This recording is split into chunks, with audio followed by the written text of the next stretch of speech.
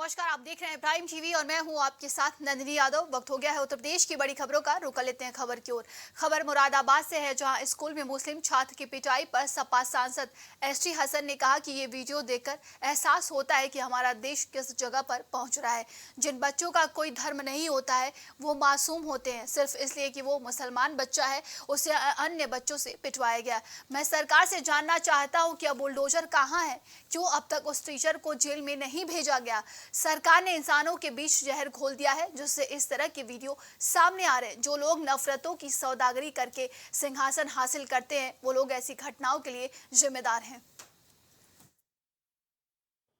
देखिए, वो वीडियो देख के ये एहसास होता है कि हमारे देश किस जगह पर पहुंच रहा है।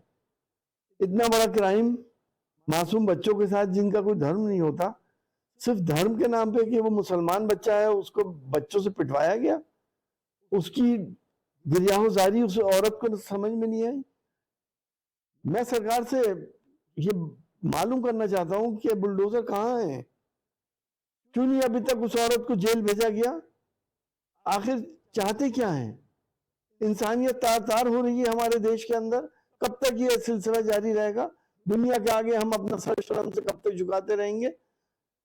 क्या हमारे बुजुर्गों ने इस देश को आजाद कराने में इसी दिन के लिए कुर्बानियां दी थी, अपना खून दिया था? क्या हम उनके बच्चों को नाम लेकर के मुसलमान है मानने की लोगों को तरकीब दी जा रही है? आखिर ऐसे ऐसे वीडियो जो इस पीरियड में आ रही हैं, आ रहे हैं, वो आपको वजह मालूम होनी चाहिए, चाहे वो मणिपुर के हों या और जगहों के हों। ये क्या लगता है इस घटना के पीछे आपको? ये सरकार ने जो जहर घोला है इंसानों के बीच में, जो नफरतों का बाजार गर्म है, जो नफरतों की सौदागरी करके सिंहासन हासिल करते हैं, वो है जिम्मेदार। और इसके अंदर जो हमारे बुजुर्गों ने हमें वो प्यार मोहब्बत की तहजीबें दी थी, उन्हें तुमने बर्बाद कर दिया। देश को अगर तुम इसी तरह से चलाओगे तो वो दिन दूर नहीं होगा कि देश सिविल वार के दहाने पे आके खड़ा हो जाएगा।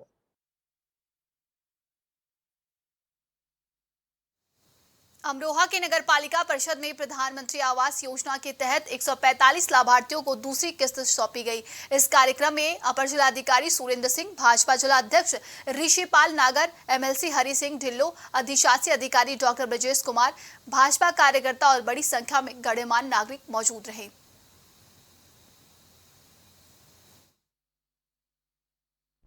अमरोहा नगर पालिका परिषद के प्रांगण में आज शहरी आवास योजना को लेकर के बड़ा कार्यक्रम होता है। एडीएम साहब मेरे साथ हैं, बताइएगा साहब आज क्या कार्यक्रम था? देखिए, आज जो प्रधानमंत्री आवास योजना के पात्र लाभार्थी हैं उनको प्रथम किस्त मिल चुकी थी। सरकार से पैसा प्राप्त हो चुका, आज उनको द्वितीय किस्त दी जानी है। ये प्रोग्राम इसलिए सामूहिक रूप से रखा था कि जिससे कि जन जन में मतलब गवर्नमेंट की योजनाओं की जानकारी हो जाए और किसी के चक्कर में ना पड़े, क्योंकि इसमें पूर्व में बहुत पहले भ्रष्टाचार के बहुत सारे आरोप लगे थे और इससे प्रचार प्रसार करना अति आवश्यक था। ये बता दिया गया लाभार्थियों को कि जैसे ही आप इसका द्वितीय उसका पूरा कर लेते हैं और जैसे ही पूरा होता है आप बताएंगे तो तृतीय तत्काल मिल जाएगी।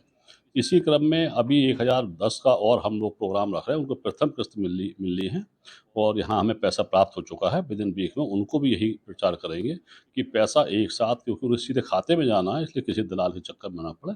इस पर्पज से ज़्यादा प्रोग्राम रखा गया था और इसके अलावा जो भी और योजना जुड़ी है उनका प्रचार प्रसार कराया गया था। हाँ, तो इसके साथ अभी एडीएम साहब थे, अब यहाँ पर एसडीएम साहब हैं। डूडा का कार्यभार आप ही के पास है, जो बताइए साहब, जो इसके विषय में और क्या विशेष जानकारी है? आज 145 लोगों को द्वितीय किस्त की थी।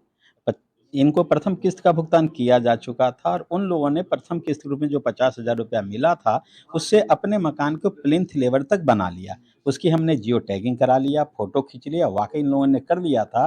तो इनको तत्काल ही आज बुला करके 1.5 लाख रुपए की सहायता इनके खाते में ट्रांसफर कर दी गई है। इससे ये छत तक की पूरी मकान बना लेंगे और इन्हें ये भी बता दिया गया है कि जल्दी से छत तक कंप्लीशन कर लेंगे। कंप्लीशन करने के बाद फिर इन्हें बुलाया जाएगा और फिर 50,000 रुपया अंग प्लास्टर और बाकी कार्यक्रम रंग रोगन के लिए इन्हें 50,000 दिया जाएगा। कुल 2.5 लाख रुपए की सहायता मिल जाएगी। अभी मेरे साथ यहाँ पर चेयरमैन साहिबा नगर पालिका।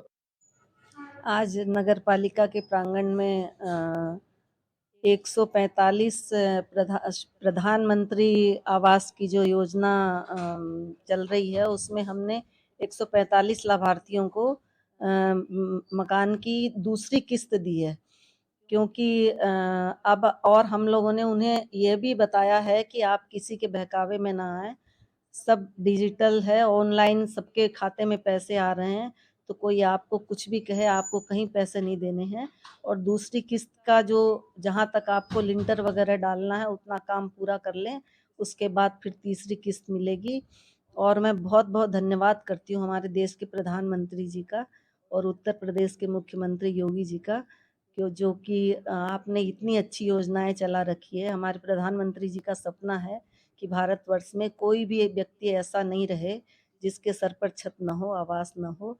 तो बहुत-बहुत धन्यवाद के पात्र हैं और अब हम जल्दी ही इनका ये काम हो जाएगा लाभार्थियों का, तो तीसरी किस्त भी उन्हें प्रदान करेंगे।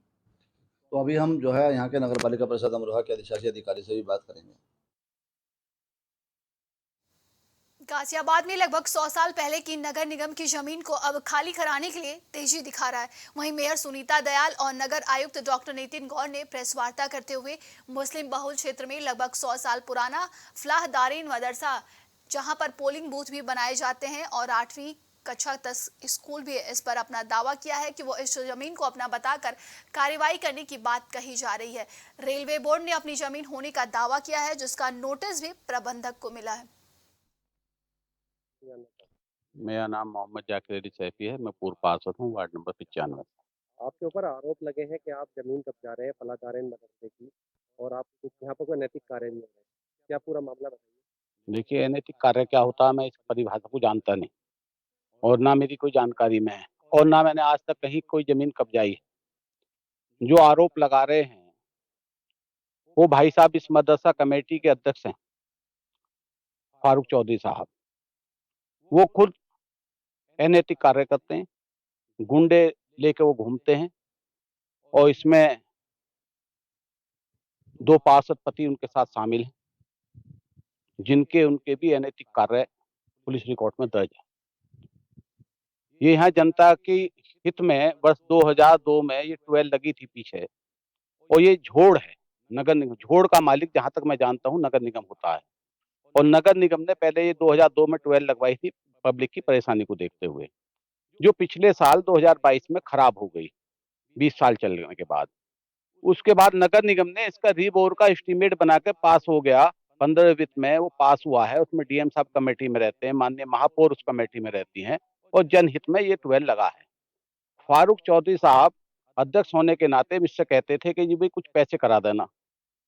मैंने कहा जी किस चीज के पैसे? उनको ये जमीन हमारी है। मैंने कहा चलो आपकी जमीन होगी तो नपा लेंगे जो रेट होगा। हमने पता लगाया तो झोड़ तो था ही है, तो नगर निगम की जमीन है। तो उन्हें काहे के पैसे 1 लाख रुपए मांग रहे हैं वो, हम काहे के उन्हें 1 लाख रुपए दें? मेरे पे सीसीटीवी फुटेज है, मेरे ऑफिस पे कई दफा आके मुझे धमका के गए हैं। मैं सामाजिक आदमी हूँ और जनहित के कार्य करता हूँ। 3 बार मैं खुद पार्षद रहा हूँ, अब छोटे भाई की बीवी पार्षद है और जनहित के काम मैं कराता हूँ। ये जनहित के कामों में रोड़ा अटकाते हैं। मेरा नाम फारूक चौधरी है। अच्छा, आपने कंप्लेंट की थी लखनऊ और ये नगर निगम को कि आपकी कोई जमीन है फलादारन के अलावा? हाँ, ये हमारे गांव की जमीन थी, पुरानी जमीन है। 100 साल पुराने कब्रिस्तान थे हमारे और इसमें एक कमेटी चलती थी हमारी, सन 1992 से चली आ रही है और इसमें जो है हाजी खलील ने फर्जी तरीके से अपनी कमेटी बना करके इस पर कब्जा कर लिया और कब्जा करने के बाद बेचने की फिराक में है। और जो इसमें 2-3 लोग और मिले हुए हैं इनके साथ, अखलाक है, जो गांजे की तस्करी करते हैं, यहीं से गांजा तस्करी करते हैं। और एक जाकिर सैफी हैं, जो ये लोग वहाँ फर्जी तरीके से ट्वेल लगवा करके उस पर कब्जा करना चाह रहे हैं। इससे पहले क्या था इस जमीन के अंदर और आपकी जमीन कैसे है, कितने साल पुरानी है? नहीं, जमीन ये तो गांव की है हमारे की, जो हमारा गांव था पुराना, उसमें कब्रिस्तान थे हमारे। ये जो कब्रिस्तान जो बनते हैं बंजर जमीन में बनते हैं और बंजर जमीन में कब्रिस्तान बने हुए थे। मेरा नाम हाजी खलील पूर्व पार्षद। आपके ऊपर एक आरोप लगा है कि आपने जमीन कब्जा की, 3 साल से आपका कब्जा है, आप ये देखना चाह रहे हैं, क्या कहना चाहते हैं? ना तो फलाएदार यहाँ मदरसा ना स्कूल। अब से पहले 50 साल से 30 साल से 40 साल से जो भी चला रहे थे ये चला रहे। शिकायत करता जो फारूक है। मैं तो 2017 में मुझे इसका प्रबंधक बनाया। अध्यक्ष फारूक ही है, जो चौधरी फारूक शिकायत करता है, अध्यक्ष वही है कमेटी में। और सर्वसम्मति से पूरे गांव ने मुझे जो है इसमें मैनेजर बनाया। मैनेजर बनने के बाद में जब मैं यहाँ आया मैंने देखा ये फर्जी तरीके से स्कूल चला रहे हैं, फर्जी तरीके से मदरसा चला रहे हैं। मैंने स्कूल बंद कर दिया। स्कूल बंद करने के बाद मदरसा भी बंद कर दिया। मैंने जब इनकी मान्यता नहीं है तो इसे अवैध तरीके से क्यों चला रहे हो? तो उसके बाद में जब अब मेरे 2022 में 5 साल पूरे हो गए, मैंने कहा अभी एक काम करो, इसमें जितने भी क्वार्टर बच रहे हैं, गोदाम, तुम जो इनसे अवैध वसूली करते थे 30 साल से 40 साल से, मैंने किसी से कोई पैसा नहीं लिया, ना मैं ले रहा। 5 साल से मैंने कोई पैसा नहीं लिया इनसे। नगर निगम अपनी बताती है, रेलवे अपनी नोटिस दे गई, रेलवे ने भी मेरे नाम से नोटिस दिए।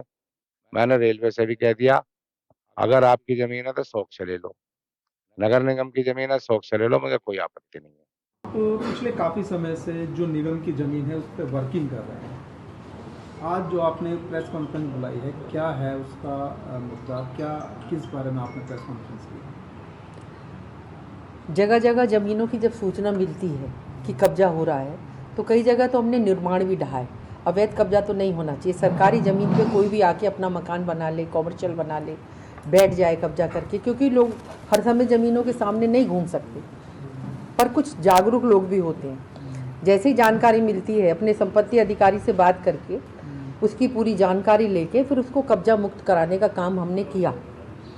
और करीब 250 करोड़ के करीब हमने ज़मीन आपको मिल जाएगा, वैसे समय समय पे आप पे आया भी है, हमने मुक्त कराई है कब्जे से। अभी 12 साल से एक पूर्व पार्षद था वहाँ पे कैला भट्टा पे, बहुत ही कीमती ज़मीन है, एक लाखों रुपए गज की ज़मीन है जिसे उसने कब्जा किया हुआ है। करीब 23,000 वर्ग मीटर हमारी ज़मीन है, जिस पे उसने एक तरफ मस्जिद है अपनी वार्ड के लिए उसने, और उस पर उसने पार्किंग बहुत बड़ी की है, कबाड़ियों को बसा रखा है, उस पर उसने मतलब आय का बड़े स्रोत पैदा किए हुए हैं। जब पता चला तो उसकी मुझे जैसे ही जानकारी मिली और हमारे निगम को भी मिली तो नितिन जी ने भी एसडीएम से जानकारी कराई और मैंने अपने स्तर पे पहले ही करा ली थी, तो उसको हम कब्जा मुक्त कराएंगे।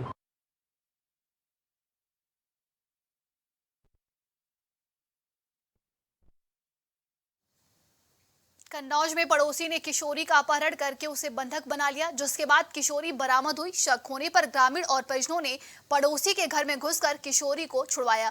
परिजनों ने गांव की 2 महिलाओं पर अपहरण का आरोप लगाया है। परिजनों का कहना है कि जान से मारने की नीयत से बंधक बनाया गया था। सूचना पर पहुंची पुलिस ने जांच में जुटी हुई है। पुलिस किशोरी और दोनों महिलाओं से पूछताछ कर रही है। मामला ये था कि हमारी बहन कल रात के किडनैप हो गई और हमारे गांव में ही बंधक बना के रखा। गांव के लोग जो दो लोग गांव के हैं, लल्लुआन जिसे लल्लुआन गांव में बोलते हैं, और एक पंचायत जो गांव में बोलते हैं, उन दोनों लोगों ने शाम को 6 बजे करीबन, कल शाम को 6 बजे करीबन बहन को बंधक बना लिया। घर पे बुला के कि आ जाओ बेटी बैठ लो, और घर पे बुला के उसको बंधक बना लिया। और बेटी रात भर मैंने उसको ढूंढा, रात भर ढूंढा और सुबह ढूंढते रहे और वो बंधी रही। और आज शाम को वो कैसे ही छुटा के घर पे आई और उसे घर पे आके मम्मी और पापा के लिपट के रोने लगी। फिर उसने बताया तो हम लोगों ने उनके खिलाफ कार्रवाई की। पुलिस ने अब तक क्या कार्रवाई की है? पुलिस ने अभी कार्रवाई जारी रखी है, अभी पुलिस कर रही है और गाँव वालों ने मिलकर उन्होंने जब पता चला गाँव वालों को ऐसा काम हुआ है। औरैया में पुलिस को बड़ी सफलता मिली है। गश्त के दौरान पुलिस ने वाहन चोर गैंग का खुलासा किया है, जिसमें 2 गाड़ी बरामद किए गए हैं। साथ ही 2 आरोपियों को पुलिस ने गिरफ्तार कर लिया है, जिनमें से 3 भागने में सफल हैं। दरअसल ये लोग कई अन्य शहरों से चोरी की घटनाओं को अंजाम दिया करते थे। वहीं पुलिस अधीक्षक की ओर से पुलिस टीम को 25,000 का इनाम दिया गया है। 28/7/2023 को वादी श्याम सुंदर शर्मा इनके द्वारा एक तहरीरी सूचना दी गई थी कि इनकी स्कॉर्पियो, सफ़ेद स्कॉर्पियो UP80 DV 1985 ये गाड़ी जो है रात को चोरी हो गई है। इसमें इलेक्ट्रॉनिक सर्विलांस की और फिज़िकल सर्विलांस करते हुए CCTV कैमरों की मदद से ये गाड़ी को ट्रेस किया गया। गाड़ी को ट्रेस करके जो अभियुक्त हैं उनको चिन्हित किया गया। लगातार इन अभियुक्तों की तलाश की जा रही थी। तो कल वीरे खास से ये सूचना प्राप्त हुई कि पढ़िन नदी पुल की तरफ से, पकुन की तरफ से औरैया की तरफ एक गाड़ी आने वाली है। तो जिस समय पे इसको बताया गया, रात्रि चेकिंग में टीम लगाकर घेराबंदी की गई। उसमें चेकिंग के दौरान ये जो हमारी चोरी की गाड़ी है, इसमें से 2 अभियुक्त अभिजीत उर्फ लाला और गीतानंद। अभिजीत उर्फ लाला जनपद इटावा कोतवाली का रहने वाला है और गीतानंद वैसे तो प्रयागराज का रहने वाला है, पर वर्तमान में ये गंगा घाट जनपद उन्नाव में रह रहा है।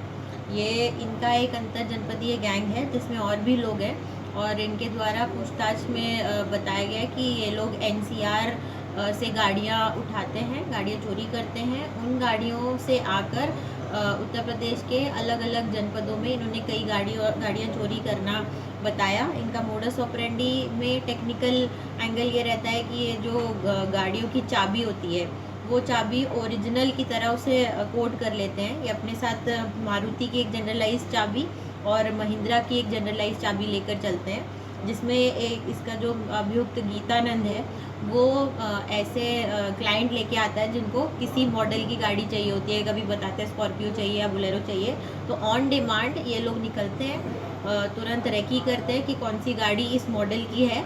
जिस मॉडल का उनके पास कोड करने के लिए एक सॉफ्टवेयर है, DP5 एक सॉफ्टवेयर है, जो वैसे तो गाड़ी की चाबी बनाने और उसमें रिपेयर करने के काम आता है, परंतु ये लोग उसको चोरी करने के लिए काम में लेते हैं। आज के लिए उत्तर प्रदेश की खबरों में बस इतना ही। देश और दुनिया की तमाम खबरों के लिए देखते रहिए प्राइम टीवी। नमस्कार।